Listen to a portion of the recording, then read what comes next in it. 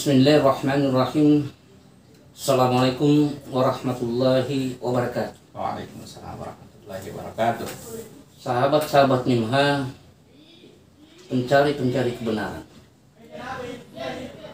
kita bersua lagi di podcast ayat-ayat bicara yang insya Allah akan mengungkap misteri rahasia ayat-ayat mutasyabih atau ayat-ayat misal atau ayat-ayat perumpamaan. Di samping saya sudah hadir narasumber tetap kita insya Allah, Bapak Ustaz Mamit. Assalamualaikum. Waalaikumsalam warahmatullahi wabarakatuh. Bagaimana kabarnya? Alhamdulillah. Ya. Ini saya lihat ini sudah memasuki musim hujan ya Ustaz. Artinya ya Mudah-mudahan tidak ada halangan Insya kita Allah. lanjutkan kegiatan kita. insya Allah. Ada fenomena yang menarik. Jadi saya ikuti juga di sosmed itu, di halaman Facebook, Instagram dan lainnya. Ada yang menarik Ustaz, itu sepertinya jadi fenomena sekali itu. Orang-orang yang pindah agama. Jadi satu sisi ada orang yang pindah agama, tetapi yang merasa segolongan itu marah. Itu bahkan memberikan memberikan sumpah serapah, bahkan berani katanya ini darahnya ini halal katanya ini. Jadi padahal sepengetahuan saya setelah pelajarin Al-Quran ini kan pada dasarnya kan kita tahu bahwa di dalam Al-Quran itu hanya ada satu agama sebenarnya. Kalau di dalam yang kita pelajari Al-Quran sudah menyinggung hanya satu agama. Bagaimana fenomena ini Ustaz melihatnya? Ya, pertama dulu kita perlu perhatikan tentang Islam yang ada saat ini. Kenyataannya adalah dia hanya merupakan sekelompok manusia atau segolongan manusia, di mana ada manusia lain, ada golongan lain yang dianggap sebagai non-muslim atau tidak beragama Islam. Jadi dari kenyataan ini kita sudah bisa menilai bahwa sebenarnya Islam saat ini tidak atau bukan yang disebutkan di dalam Al-Quran. Ya, yang disebutkan dalam Al-Quran itu kita sudah bahas kemarin, itu sudah ada pada setiap diri manusia. Begitu pula dengan kekafirannya, itu ada pada setiap diri manusia. Jadi saya ulangi Ustaz, Ya. setiap manusia itu Islamnya sudah ada dimiliki. Sudah dimiliki manusia. Jadi kalau dikatakan berpindah agama, berarti itu maksudnya adalah dari agama nenek moyang pada dirinya, yang dalam hal ini dari kekuasaan hawa nafsu. Nah, itu dia berlepas dari itu dan masuk kepada penyerahan diri atau Islam. Itu yang disebut pindah agama. Itu yang disebut pindah agama, dari agama nenek moyangnya, agama yang membahas tentang jasadnya, pindah kepada agama yang dari Allah, yaitu melalui peniupan ruh. Dalam pembahasan kita kemarin sudah jelas, saya pikir. Yang ada saat ini, ya saya anggap itu hanya sebagai tanda-tanda bagi saya pribadi untuk kita pelajari bahwa fenomena seperti ini tidak menunjukkan nilai kebenaran mutlak dalam Al-Quran. Manusia saling menghujat, saling menghakimi hanya karena berpindah golongan tadi, saya katakan sebagai golongan. Di dalam Al-Quran kita diingatkan ketika manusia itu bergolong-golongan, itu sudah dikatakan biarkanlah mereka dalam kesesatannya sampai suatu waktu. Jadi Islam yang ada sebagai suatu golongan juga, ya saya pikir kita mesti perlu diperbaiki ini semua ini anunya, definisi tentang Islam perbaiki memang, karena itu tadi, marilah melihat kenyataan yang ada. Jika Islam itu hanya segolongan dari golongan manusia, tentu dia akan bermusuhan dengan golongan manusia yang lain. Dan ini sangat riskan. Karena apa? Kita akan berpikir bahwa kembali kepada penciptaan manusia itu sendiri, seakan-akan memang diciptakan hanya untuk diadu domba, hanya untuk dikasih apa ya, hanya untuk berkelahi. Dan jelas-jelas ayat mengatakan tidak boleh bergolong-golongan. Tidak boleh bergolongan. Kalau bergolongan sesat, itulah kenyataannya, karena ketika sudah bergolongan pasti bangga dengan golongan, dan itu mutlak, itu pasti bangga. Jadi mungkin perlu dicerna kembali, diurai kembali apakah yang disebut dengan kata mu'alaf dalam Al-Quran. Mu'alaf itu artinya masuknya seseorang kepada Islam, dan apa yang disebut dengan murtad, yang keluar dari Islam, di mana hukum murtad itu adalah memang harus dihukum mati, ya. Murtad itu hukuman mati. Tetapi murtad yang dimaksud, ini perlu diperjelas murtad mana yang dimaksud ini yang disebut dengan hukuman mati. Barangkali ini yang menjadi pokok pembicaraan, perlu kita bahas di dulu. papan tulis. Ya, yang pertama tentang mu'alaf dulu, kemudian kita bahas tentang murtad dan kenapa dan apa maksudnya hukuman mati bagi orang murtad. Jadi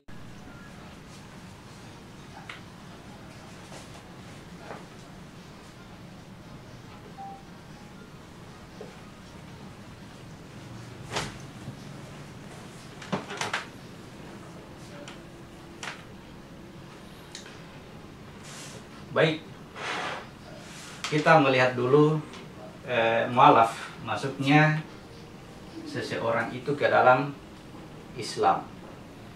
Jadi awalnya ketika manusia diciptakan, titik pertama atau titik startnya itu adalah dia beragama nenek moyang atau milah, ya, agama nenek moyang, karena dia terlahir sebagai seorang manusia yang ya pasti berjasad, ya. Kalau tidak berjasad tidak bisa disebut manusia. ya, Akibat jasadnya inilah dia disebut sebagai agama nenek moyang, ya, milah.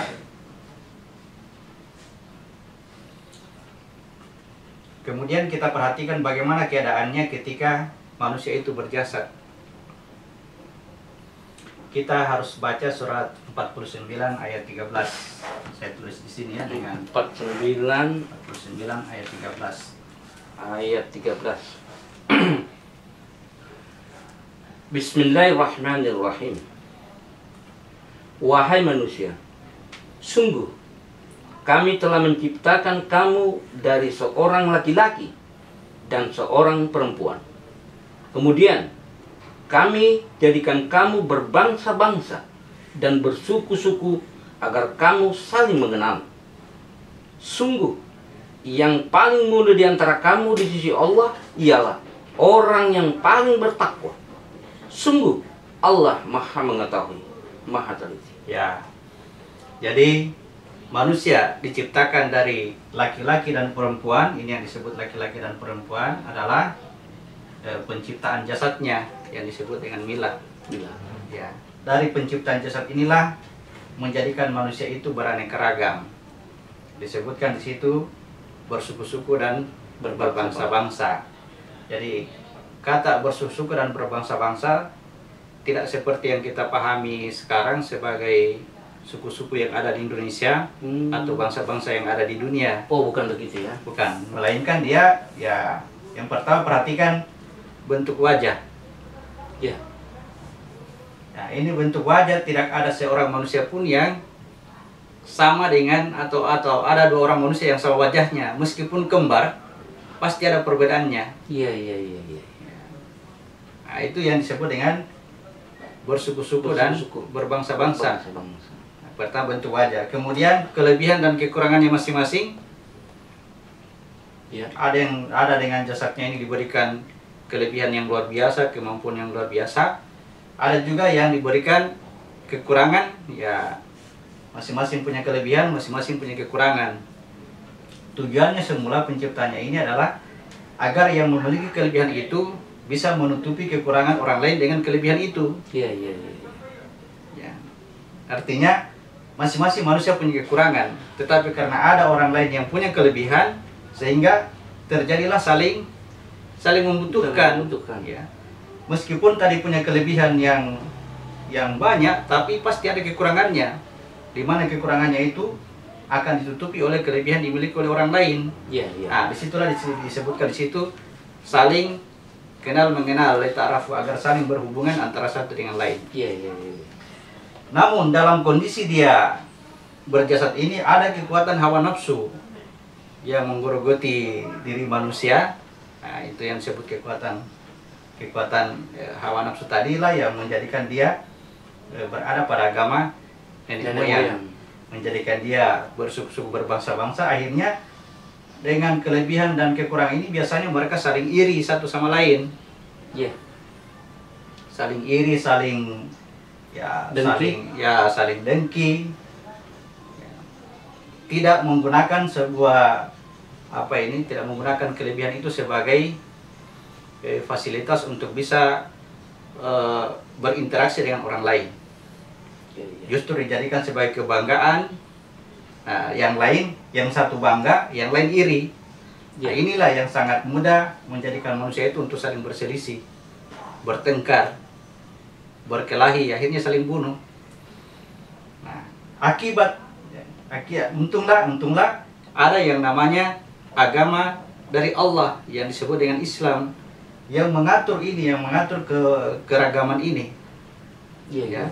Jadi ada lagi yang namanya agama dari Allah, ini disebut dengan Islam, yang menjadikan yang bersuku-suku dan berbangsa-bangsa tadi hidup dalam satu kesatuan.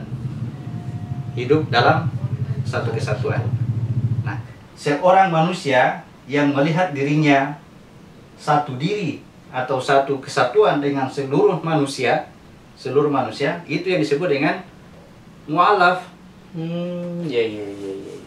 Artinya sudah berpindah dari keadaan semula melihat dirinya ini sebagai pribadi, ego, saya punya kemampuan.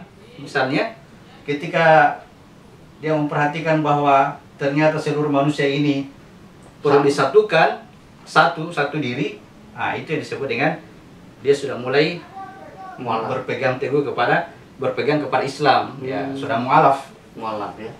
Mu'alaf artinya bisa dibahasakan dia sudah berpegang kepada Islam. Ya, kapan tidak teguh berpegang itu, nah itu yang menjadikan dia gampang untuk murtad, kembali kepada agama nenek moyangnya, kepada kekafiran dirinya. Dan itu berlaku untuk seluruh manusia. Karena ini tadi karena manusia itu berjasad. Kita lihat dulu surat 3 ayat 103. 103. Bismillahirrahmanirrahim. Dan berpegang teguhlah kamu semuanya pada tali agama Allah, dan janganlah kamu bercerai-berai. Dan ingatlah nikmat Allah kepadamu ketika kamu dahulu bermusuhan, lalu Allah mempersatukan hatimu, sehingga dengan karunia-Nya kamu menjadi bersaudara, sedangkan kamu berada di tepi jurang neraka, lalu Allah menyelamatkan kamu dari sana. Demikianlah Allah menerangkan ayat-ayatnya kepadamu agar kamu mendapat petunjuk. Ya. Perhatikan dahulu akibat nikmat Allah, akibat rezeki, akibat jasad ini, ya, menjadikan kita berbagai suku bangsa, beraneka ragam dalam keberagaman. Ini yang berpotensi kita saling bermusuh-musuhan, ya, saling bermusuhan antara satu dengan lain. Lalu kemudian, ya, dalam kondisi seperti itu, lalu Allah satukan hatimu. Fa'allafa baina qulubikum. Lalu Allah satukan hatimu. Jadi dialifkan itu hati, menjadikan kita merasa bersaudara dengan seluruh manusia, ya, seluruh manusia. Jadi kalau ada salah satu di antara manusia itu tidak kita anggap bukan sebagai saudara kita, itu belum mualaf. Hati kita itu belum menyatu, belum mualaf, ya. Kita belum bisa dikatakan masuk Islam. Kalau masih ada di antara manusia di dunia ini satu orang saja yang kita anggap bukan sebagai saudara kita, Karena Allah katakan, dialifkan hatimu, hati kita disatukan, maka kita akan melihat seluruh manusia itu sebagai saudara. Meskipun ada orang lain menganggap kita bukan saudara, itu artinya karena hatinya itu belum disatukan oleh Allah. Iya. Jadi kita tidak berharap orang lain itu menganggap kita saudara. Tetapi ketika Allah menyatukan hati kita, maka kita akan melihat seluruh manusia itu sebagai saudara kita. Itu sudah pasti. Ya, kalau hati itu Kalau sudah hati dialifkan ya, ya, sudah ya. mu'alaf. Jadi mu'alaf itu masuknya sifat menyatukan hati kita kepada seluruh manusia. Hati kita menyatu dengan manusia. Hal itu menjadikan kita melihat seluruh manusia itu sebagai saudara. Itulah nikmat yang paling besar yang disebut dengan nikmat iman. Ya. Innamal mu'minuna ikhwah, sesungguhnya orang beriman itu bersaudara. Artinya kalau seorang beriman, ada iman dalam hatinya, dia akan melihat seluruh manusia itu sebagai saudaranya. Tanpa terkecuali. Tanpa terkecuali. Fenomena yang ada terbalik yang kita pahami sekarang, orang yang menurut kita masuk ke dalam golongan Islam, saya katakan tanda kutip sekarang itu golongan Islam, itu yang kita anggap saudara. Yang belum masuk itu masih tanda tanya, dan kita sendiri ragu mau dianggap musuh salah, ya jangan sampai kita musuhi dia. Ya. Kita dalam keraguan-raguan, ini saudaraku atau musuhku. Bahkan ada istilah sekarang itu, silakan bersahabat dengan mereka, tetapi jangan terlalu ini. Itu. Coba. Itu dia, karena kebingungan itu tadi. Ya, berangkat dari sini tadi, nilai Islam itu sebenarnya apa ya? Islam itu bukan golongan. Islam itu seluruhnya manusia. Ada Islam dalam dirinya. Kullu mauludin yuladuna alal fitrah, ini hadis Nabi dan ini sangat benar. Tidak perlu kita ragu, semua manusia mau lahir dimanapun ada nilai Islam dalam dirinya. Kemudian tugas kita bagaimana seorang yang menyampaikan, misalnya berpotensi untuk menyampaikan, bagaimana caranya agar mereka itu bisa keluar dari kekuatan hawa nafsunya dan masuk kepada penyerahan diri kepada Tuhan. Bisa disebut mu'alaf. Bisa disebut mu'alaf. Itu baru yang bisa disebut mu'alaf. Itulah yang disebut mu'alaf. Jadi kalau murtad tadi saya katakan ketika dia masuk kepada Islam, ini sudah masuk kepada wilayah ruhnya, wilayah ini, kemudian dia tidak berpegang teguh, sangat mudah rapuh dalam artian dia gampang sekali untuk dipengaruhi baik oleh lingkungan maupun oleh teman-temannya, sehingga dia bermusuhan kembali dengan orang lain, atau ada salah seorang manusia yang dia musuhi. Nah, itulah dikatakan murtad, kembali lagi dia dikuasai lagi oleh hawa nafsunya. Jadi sesungguhnya kalau bahasa kasarnya itu, kalau ada orang yang kita bombe, itu berarti boleh dikategorikan dengan sebagai orang yang murtad. Ya. Murtad itu dalam hatinya dia merasa bukan saudaraku. Dia bukan saudaraku, ini malah dikatakan ini musuhku. Ya, itulah saya katakan fenomena terbalik sekarang kita ini, golongan kita kalau sesama segolongan, KTP kita sama, kita katakan kita bersaudara. Jadi ketika melihat ada orang yang pindah agama, fenomena yang nyata yang ada pindah agama masuk kepada golongan kita, golongan Islam, kita sangat bangga, kita sangat sanjung dia, saudara kita bertambah. Ini kan tanda kutip, kok saudara kita bertambah, maksudnya tadi yang belum masuk bukan saudara kita ya. Kalau di luar sana bukan saudara kita, memang kita belum masuk Islam, ya. Kita belum masuk Islam, kita masih terpecah, hati kita itu masih terbagi-bagi, masih terurai. Bahasa ininya barangkali tauhid ya, belum bertauhid. Bisa dibahasakan, sebentar kita bahas kenapa itu mu'alaf mengucapkan kalimat syahadat. Ya, persyaratan untuk masuk mu'alaf itu adalah, kita bahas saja, mengucapkan kalimat syahadat. Aku bersaksi tidak ada Tuhan selain Allah. Oke. Anggap saja di sini aku bersaksi tidak ada Tuhan selain Allah. Artinya tidak ada Tuhan lain. Saya akui bahwa tidak ada Tuhan lain. Artinya kalau saya akui tidak ada Tuhan lain selain Allah, maka seluruh manusia, saya sebut di sini orang lain, adalah ciptaannya ini. Berarti saya mengakui bahwa seluruh manusia itu adalah ciptanya Allah. Tidak ada Tuhan lain yang menciptakan ini. Betul. Nah, ketika aku membenci salah satu di antara ini, sama saja aku tidak ridho dengan penciptanya. Berarti seakan-akan, loh, seakan-akan saya ini mau apa ini, protes kepada Tuhan. Kenapa kau ciptakan dia yang menjadi musuhku? Seperti itu ya. Jadi kapan dia bertauhid, tidak ada Tuhan selain Allah, maka orang lain itu akan menjadi saudaranya. Otomatis menjadi saudaranya, otomatis. Otomatis. Tidak dipilih-pilih yang mana saudara yang mana bukan, tidak. Itu menyangkut hubungannya dengan manusia. Iya. Nah, sekarang yang kedua. Kenapa dia bersaksi bahwa Muhammad itu utusan Allah? Muhammad, lihat perilaku kebaikan yang ada pada diri kita. Ini sudah menyangkut akhlak, ya. Muhammad itu memuliakan akhlak. Iya. Ketika akhlak itu terjadi, akhlak yang baik itu lahir karena Ada Muhammad. ada nilai Muhammad dalam diri kita, dan itu utusan, bukan kita. Kita sendiri adalah seperti kita bahas kemarin, itu diri kita sangat mengarah kepada kejahatan, kecuali yang dirahmati oleh Allah. Wa ma arsalnaka ila rahmatan lil alamin. Aku tidak mengutus engkau Muhammad kecuali sebagai rahmat semesta alam. Jadi kalau tidak ada rahmat dari Allah, tidak akan terjadi kelakuan baik. Begitu terjadi perbuatan baik, ingat, Pasti itu hanya utusan. Itu hanya utusan, jangan ngaku-ngaku. Akhirnya terjadilah ya tauhid yang benar bahwa tiada Tuhan selain Allah, pasti bersaudara dengan orang lain. Begitu berakhlak, ingat janjimu kepada Allah. Itu hanya utusan, ya. Muhammad itu hanya utusan. Kamu itu selalu mengarah kepada keburukan kecuali Allah rahmati kita. Nah, itulah, ya itulah saya bilang, saya katakan ya mu'alaf itu mengucapkan kalimat syahadat bukan persyaratan asal bunyi diucapkan. Pahami baik-baik, ya. Kita orang yang masuk kepada golongan kita, sebutlah begitu. Orang yang masuk kepada Islam bukan hanya diajarkan sebutkan itu asyhadu an la ilaha illallah, bukan hanya diajarkan, pahami apa maksudnya ini kalimat ini. Iya, betul. Ya. Jadi kalau kalimat ini betul bahwa tidak Tuhan selain Allah, bukan hanya manusia, seluruhnya alam semesta ini ciptanya Allah. Yang Tuhanmu ini, Tuhanmu ini. Iya. Sehingga apapun yang terjadi di alam semesta ini pasti perbuatannya dia. Iya.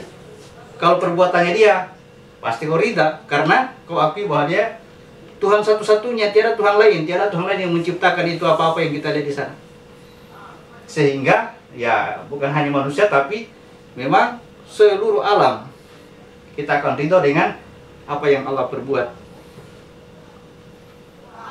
Nah, itulah yang otomatis tadi saya katakan, ketika dia bertauhid, pasti hubungan dengan orang lain, ya dia anggap orang lain itu adalah saudaranya, meskipun di antara orang lain itu ada yang tidak mau bersaudara dengan dia. Kenapa? Karena yang bersangkutan itu belum mualaf, belum masuk Islam. Nah, jadi yang diingatkan oleh Allah adalah jangan sampai keadaan kita ini, perjalanan hidup kita, ada salah satu orang manusia ini yang kita benci, yang kita tidak suka, yang kita tidak ridho, maka kita berada dalam keadaan Murtad. tidak Islam. Ya, sebutlah murtad, ya. Kita baca di atas ini surat 3 ayat 102. 3:102. Wahai orang-orang yang beriman, bertakwalah kepada Allah sebenar-benar takwa kepadanya, dan janganlah kamu mati kecuali dalam keadaan muslim. Ya, jangan sampai mati, dilarang, ya.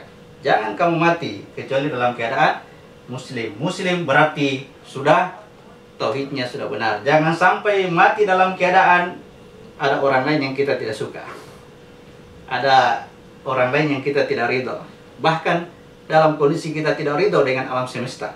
Masya Allah. Ya, kita tidak ridho dengan ini, akhirnya mati pada saat itu. Minta tolong sama Tuhan, ya Allah, jangan matikan saya dalam keadaan seperti ini. Kata Ibrahim, jangan matikan aku, ya, kecuali dalam keadaan muslim, kata Ibrahim. Ya. Dan banyak nabi, seluruh nabi berkata itu, matikanlah aku dalam keadaan muslim. Ya. Jadi bertakwalah kepada Allah dengan sebenar-benar takwa. Kenapa tadi? Kembali ke sini tadi 49 ayat 13, diciptakan dalam keadaan berbagai suku bangsa, berbagai keragaman. Yang paling mulia di antara kamu adalah yang paling bertakwa, bukan yang punya kelebihan. Saya ulangi tadi, karena dia memberikan kelebihan kepada setiap orang, kelebihannya itu bisa digunakan untuk menutupi kekurangan orang lain, sehingga terjadi saling interaksi antara satu dengan yang lainnya. Ya, yang paling bertakwa itu, yang paling mulia di sisi Allah itu bukan yang paling banyak kelebihannya. Dikasih kepintaran, dikasih otak yang cerdas, pemberian. Ya. Tidak dengan otak yang cerdas sehingga kuat menghafal Al-Quran dikatakan dia paling mulia, belum tentu. Ya. Perhatikan kelebihan kita itu semua pemberian. Ada orang yang mampu melakukan ini, pemberian semua. Yang menjadi ukurannya di mata Allah adalah ketakwaan, dan setiap orang tidak bisa menilai ketakwaannya orang lain. Yang bisa mengukur itu hanya Allah.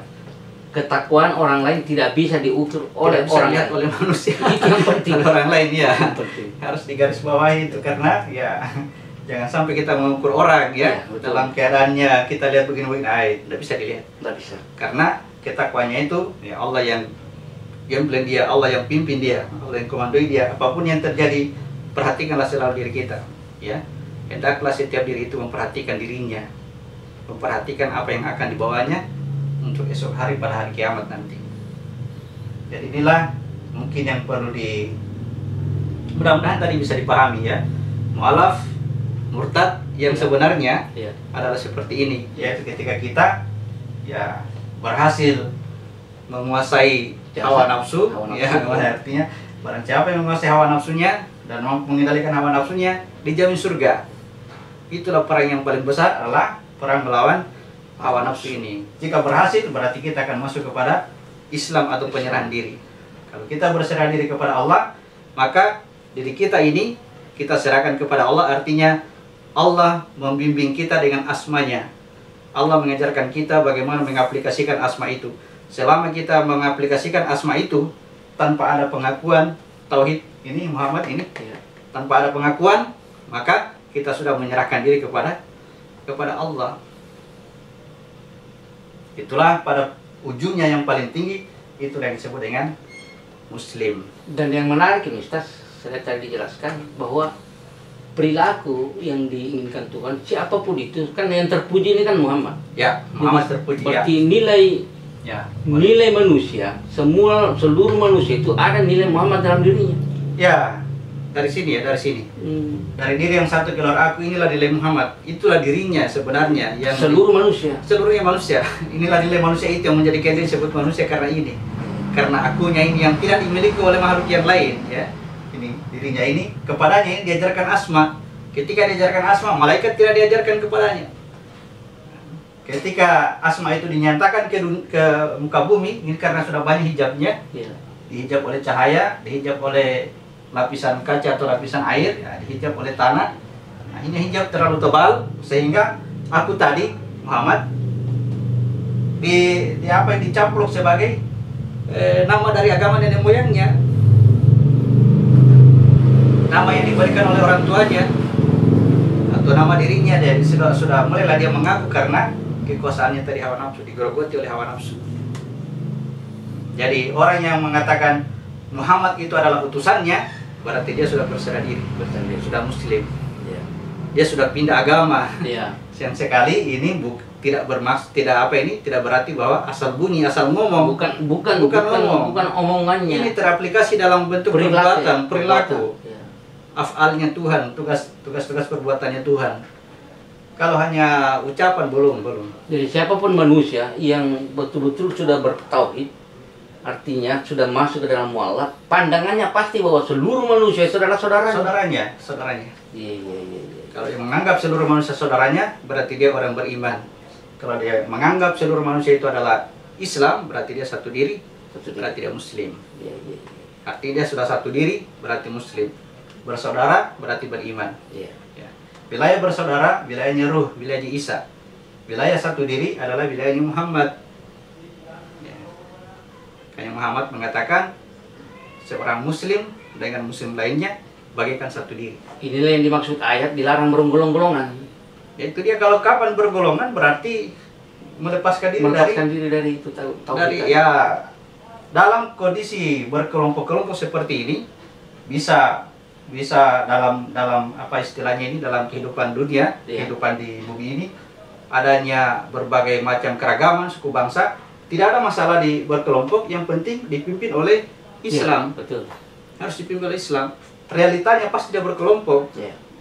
realitanya kita hidup pasti berbagai bangsa, golongan, ya. berbagai suku. Berbagai suku. Itu realita. Tapi kalau dipimpin oleh Islam, perbedaan bangsa dan suku tadi akan menjadi satu. menjadi menyatu, Iya. menjadi saling membutuhkan antara satu dengan lain. Kalau tidak ada Islam, ini akan kacau balau ini, akibat perbedaan ini, Betul. saling iri, saling dengki, akhirnya berselisih, bertengkar, berkelahi, saling bunuh. Betul. Ya, untung ada Islam. Islam masuk. Islam itu adalah agama yang berasal dari Allah melalui tiupan ruh masuk ke dalam jasad setiap manusia. Setiap manusia. Itu yang perlu saya perjelas barangkali. Ya, yang digarisbawahi. Murtad itu hukuman hadis Nabi ini ya, hukuman mati. Murtad itu artinya keluar dari Islam, tidak berserah diri, berarti dia ini ya, berarti dia mengaku-mengaku ya. Ini pasti mengaku ini. Kalau dia tidak mengaku berarti tidak tetap pada penyerahan diri, tidak murtad. Kalau dia mengakui perbuatannya, maka seluruh amal perbuatannya tadi tidak bernilai bagi dirinya, dianggap sebagai dianggap seperti orang mati. Itu namanya hukum murtad, itu hukuman mati, artinya orang yang keluar dari Islam dianggap seperti orang yang mati, meskipun dia berjalan tetapi tidak memberi manfaat bagi dirinya. Nah, seperti bangkai yang berjalan, kata orang yang berilmu. Jadi seperti itu. Sahabat-sahabat iman, pencari-pencari kebenaran, pencari-pencari Tuhan, dan saudara-saudara kita yang selama ini masih keliru memahami tentang apa itu mu'alaf, Ya. apa itu murtad, apa itu tauhid. Itu mudah-mudahan dengan pencerahan ini bisa memberikan sedikit pengetahuan kepada kita. Dengan begitu supaya pemahaman kita terhadap orang lain itu tidak seperti yang sekarang ini. Artinya ada iri, ada dengki dan lainnya. Padahal itu sudah digariskan dalam Al-Quran bahwa kita bersuku-suku dan berbangsa-bangsa untuk saling mengenal, bukan saling membenci, bukan saling iri dan dengki. Ya. Saya kira untuk edisi kali ini kita sudahi, Ustaz. Kami ucapkan terima kasih. Assalamualaikum warahmatullahi wabarakatuh. Waalaikumsalam warahmatullahi wabarakatuh.